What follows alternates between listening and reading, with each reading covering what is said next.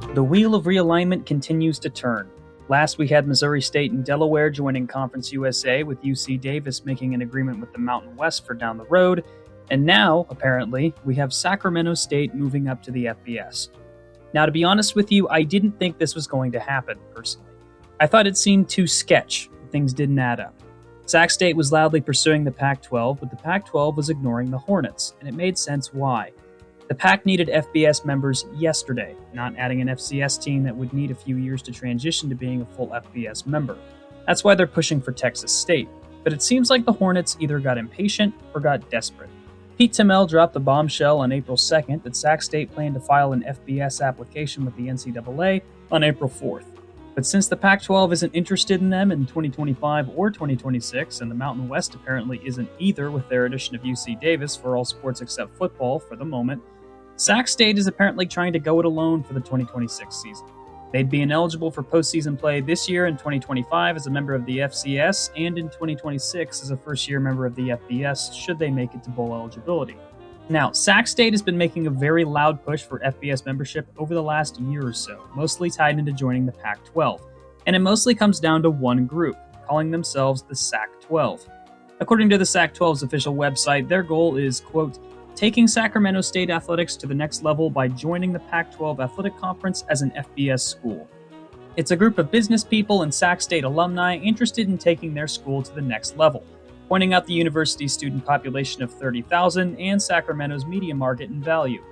They also dictate their goals: secure $50 million in NIL sponsorships, secure funding for new football and basketball venues, bring up football attendance, and secure over $5 million in conference fees to join the Pac-12 conference specifically.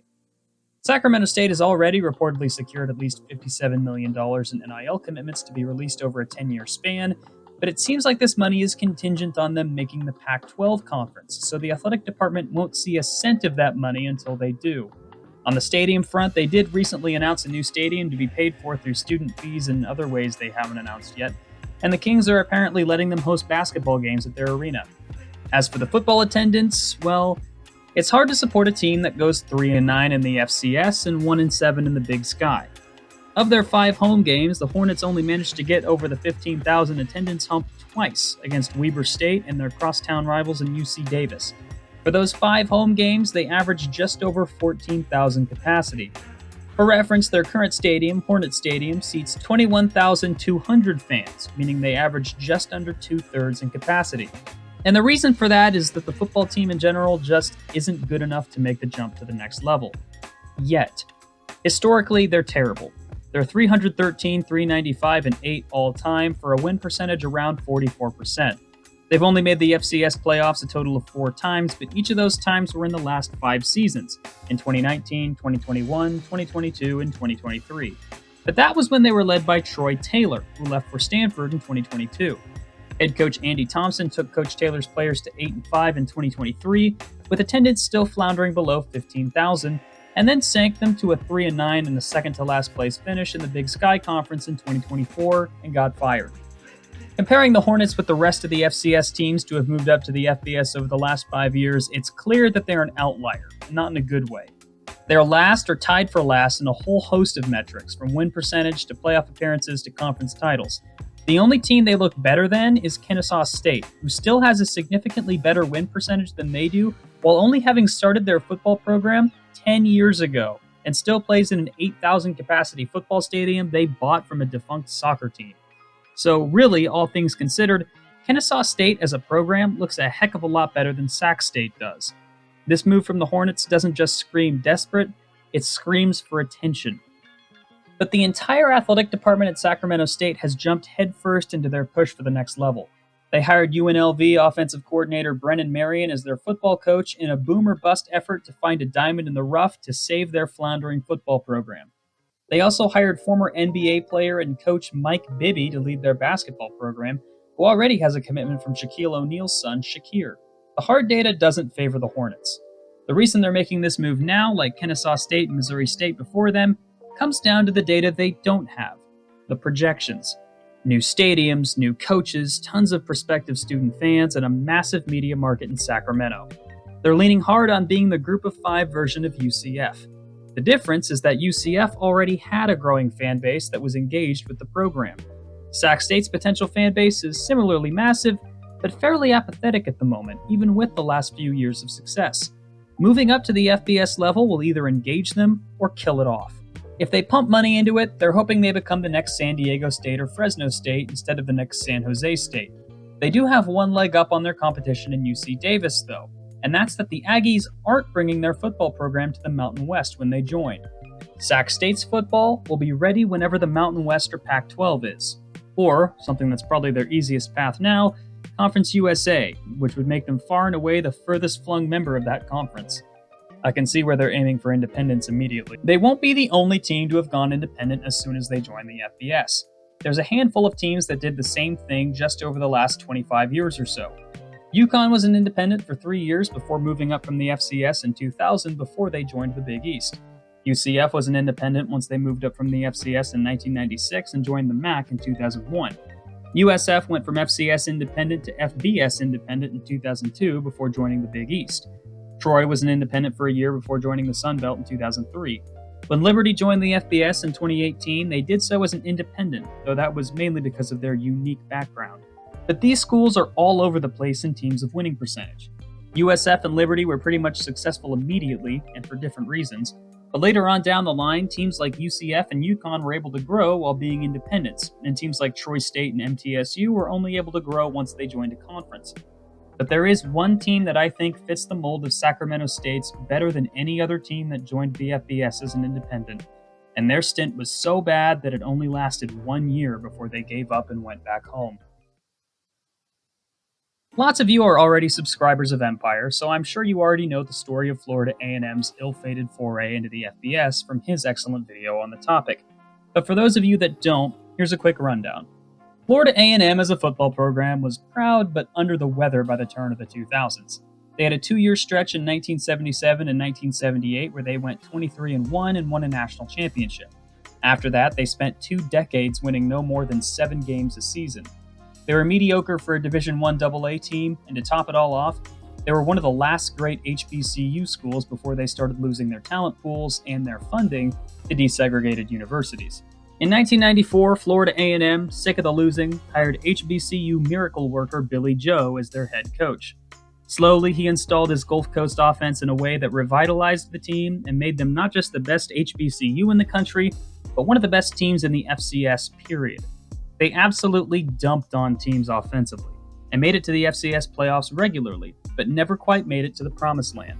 But they had one thing that a lot of smaller FBS schools didn't have: consistent fan support.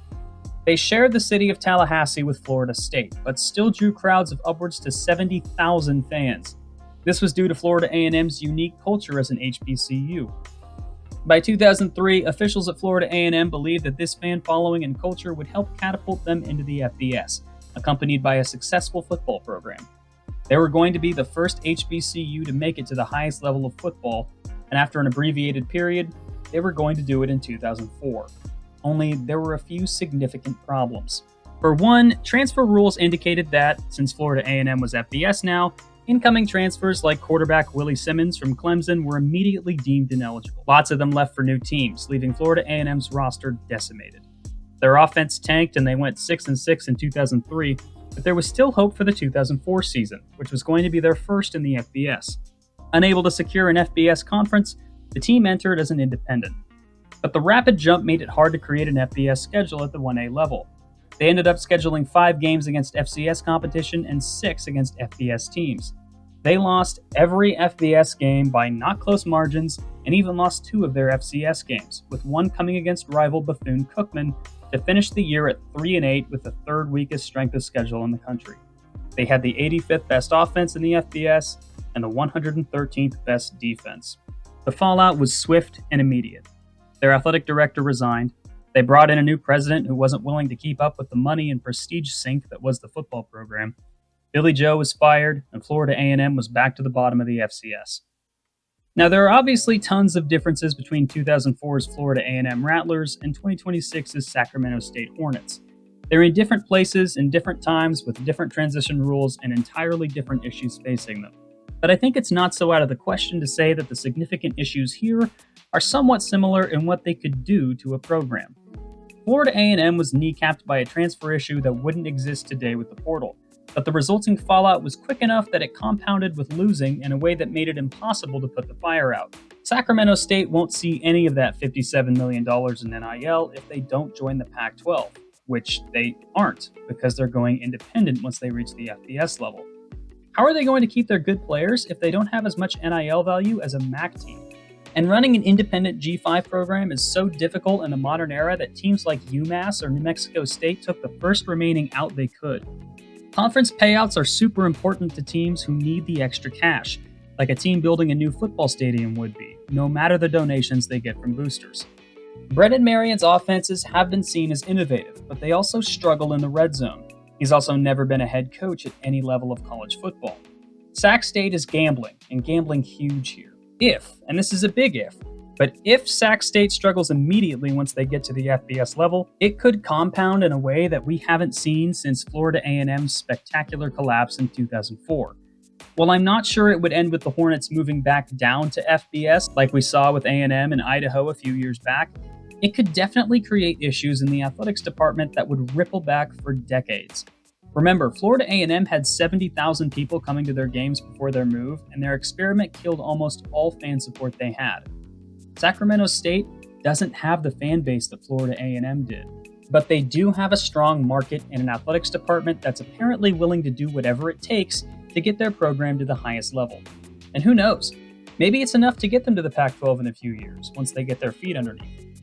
Maybe they become a great program and prove all the haters wrong. For my part, I hope they do. I love seeing teams jump up from smaller divisions to higher divisions of the sport. I've always been a fan of program growth. But chalk me up as skeptical for now. Too much of it is projection right now for even Sac State to have an idea of where they're going in the future. For their sake, I hope it's nowhere else but up. But what do you guys think? Is this the right move at the right time for Sacramento State? Are they on the fast track to joining the Pac-12? Will their move inspire any other schools like North Dakota State or Montana to follow suit? Let me know in the comments below. And hey, keep safe out there. Have a good one. I'll see you next time.